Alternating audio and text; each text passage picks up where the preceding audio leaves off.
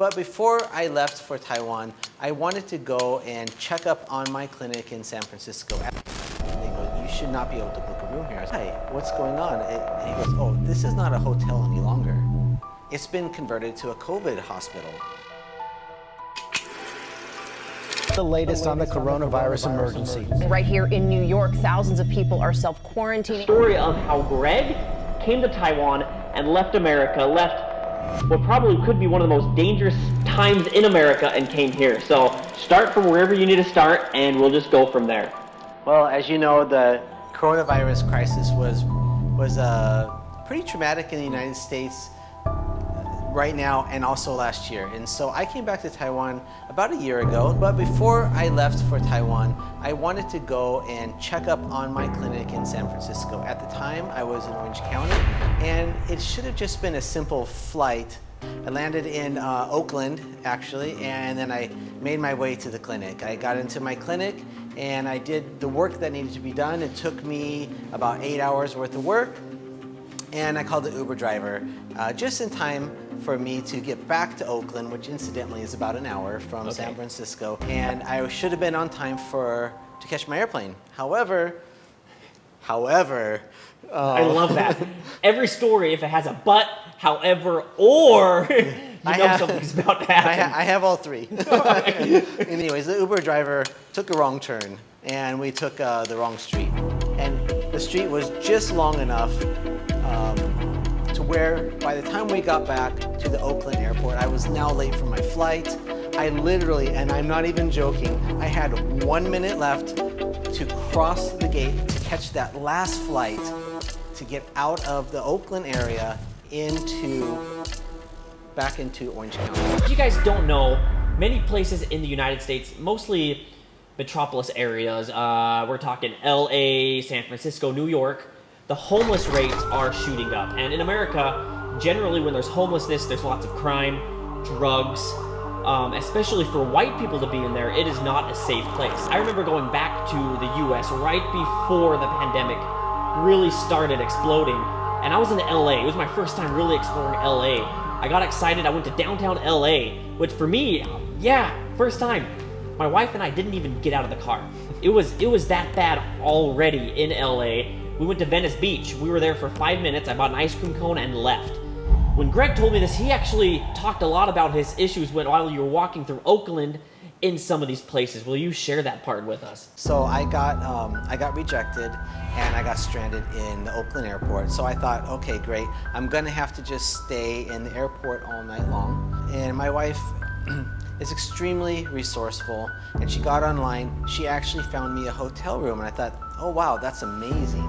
I got picked up and the Uber driver took me to the hotel. We pulled up into what looked kind of like something's happening there, and I don't know exactly what it is. It literally had the sense of something chaotic has just passed through that area. Kind of like a riot with lots of paraphernalia, flyers on the ground and things stuck in the wire fences. And then at the gate, there's actually some kind of security and some sense of unease. Okay, this is my place for the night, but it actually is feeling kind of unsettling. What part of Oakland was this? This is getting into the part where you probably shouldn't be. In Oakland, there's like a safe side of the freeway and an unsafe side of the freeway. And this was on, I left the safe side for the unsafe side. The security guard came and said,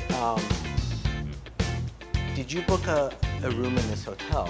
How did you get a room here?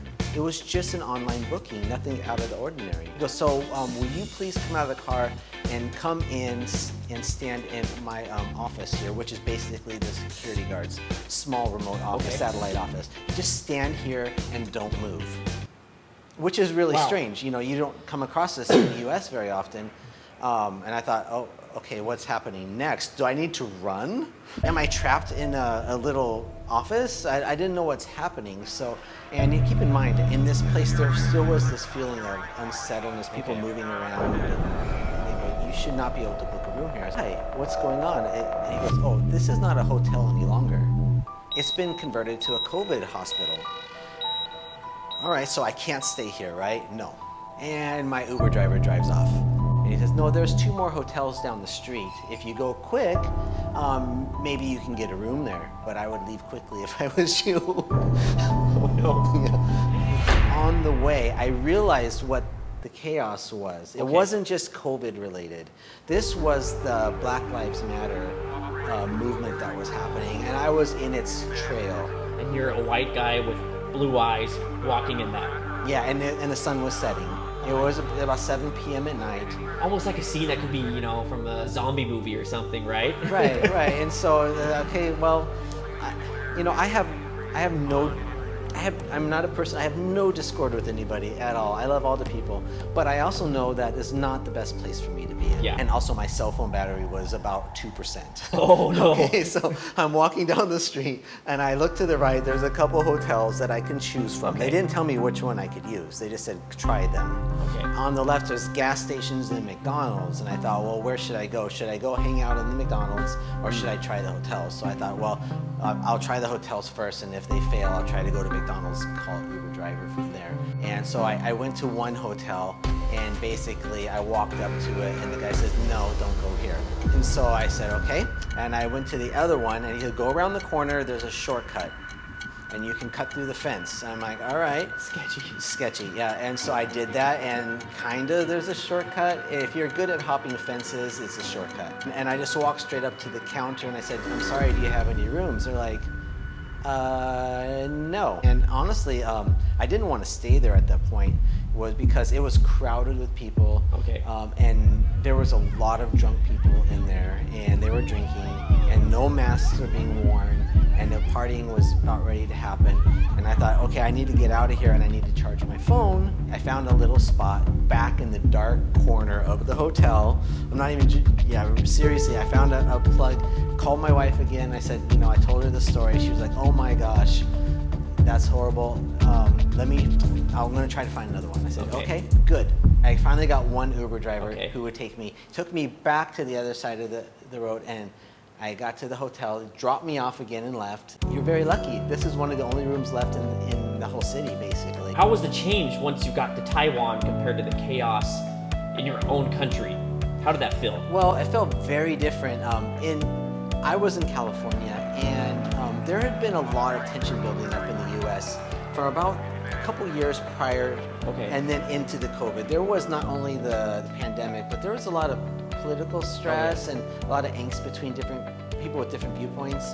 So when I got to Taiwan, I was very fortunate. I did my quarantine in an Airbnb. That was the first time we sat down and it was like, okay, and we started to relax and enjoy Taiwan, and watching all the people drive around outside, we thought, okay, I guess, it's okay. Once we leave the quarantine, we can actually move around a bit. In California, we were pretty much in a lockdown. We only went out once or twice a day. So we did our quarantine, and after we got out and moved to our place, I remember the first thing that we did was go across the street to the beef noodle soup store. And we felt so a little bit concerned, like, is it okay that we can actually sit down and eat a meal? Because we had been in quarantine for like 3 or 4 months before this. And it was just the greatest feeling to sit down and actually sit down and eat, and then people were nice and warm, and there was no tensions, and it took about a day to get used to that. I love this experience because it really helps paint a picture about how blissful and peaceful Taiwan really is. I know in my hometown there's certain streets at night you don't want to walk down.